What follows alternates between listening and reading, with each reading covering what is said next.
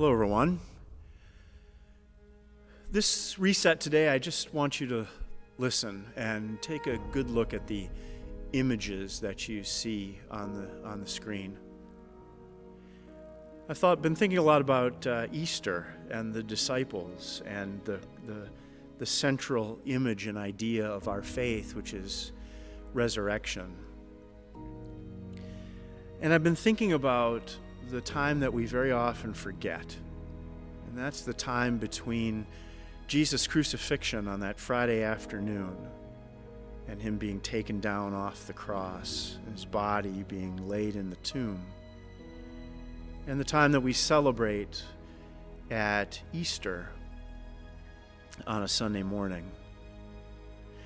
In those hours, those 40 or so hours,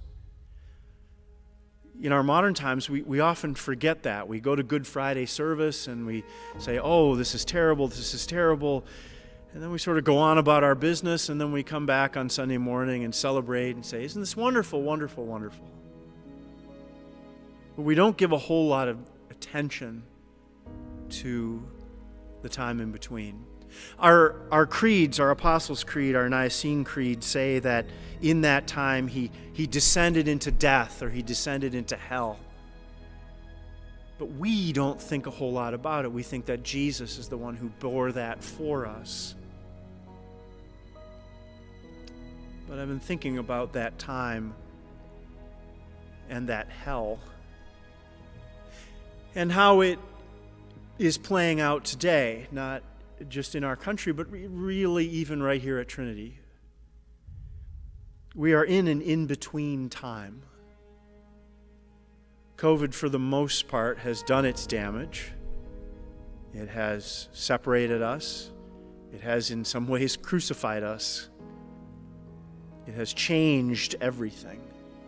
It's changed the way we relate to each other. It's changed the way that we worship. It's changed the way that we meet together. It's changed everything, and not all for the good, as we know. And now we're waiting for resurrection. We're kind of waiting to see what happens next. Where is our resurrection? Where and when will things be new? When will things be back to, as they say, normal? But we know from Jesus' death and resurrection that things were never normal. Resurrection wasn't meant to bring things back to the way they were. Resurrection was meant to start anew. That people would have a new understanding of how God breaks into the world. That people would have a new understanding of God's love and grace and how that's expressed. And that they would have a new understanding of how to live as followers of Jesus. And it seems like we're waiting for that moment. But the advantage that we have these days is that we have a lot of say in that. Jesus' death and resurrection, that was out of our hands. The time that he spent in between was between him and God and evil and hell, and there's not a whole lot we could do about that. But I have to admit, it feels like right now we're in a kind of descent, that we're in a kind of hell, because we don't know what's going to happen next. And as those disciples were terrified and had locked themselves in an upper room waiting to see what might happen, not having any idea that Easter was coming, I fear sometimes the same for us. But we have an advantage. We don't have to sit and wait for resurrection. We know that it's already here. We know that with the power of Christ, with the power of his love, with the power of his grace, we can make Trinity, we can make our nation anything we want it to be. What are we waiting for?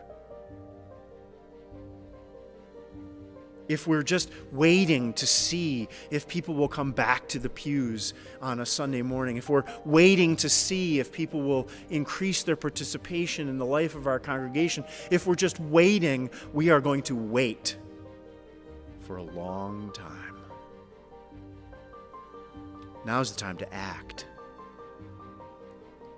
Now is the time for us to make decisions and actions that resurrect the life of this congregation, that bring new life to who we are and where we are and what we are doing. We can do it, and we must do it.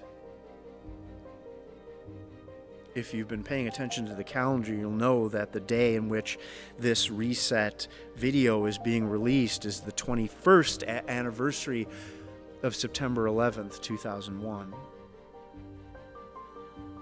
Now, our country, after that day, made a lot of decisions. But we promised each other that we would rise again, that this would be a new era in the history of our country. Unfortunately, much of that new era has been marked by war, death, and division. It doesn't have to be that way, but that's what we've let it become. But we can't let that happen in our congregation. We can't simply say that COVID defeated us and we'll just drift away into an uncertain future. On September 11th, we were reminded that whenever we are attacked, whether by hijacked airplanes or by a virus or by whatever it might be, in the power of Jesus Christ we respond, but not with war and anger and division. We respond with love and recommitting ourselves to His mission.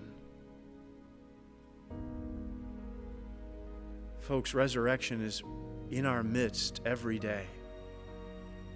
We simply need to recognize it. We simply need to see it and know that we are participating with God every day in the renewal, the recreation, and the resurrection of our congregation. But to do that, we need you. On that Sunday, so many, many, many years ago, the women came to the tomb and saw the miracle. We need you to come, not to a tomb, but to a congregation that is still alive, but is crying out for more. Crying out for more engagement and participation and energy and love and more of you. So I invite you, as you've seen the images on this screen, images of new life, images of hope, I hope that you're inspired by these words and these images to come back, to recommit, to renew this place, and to go into a bright future, the future that God holds for us. Thanks.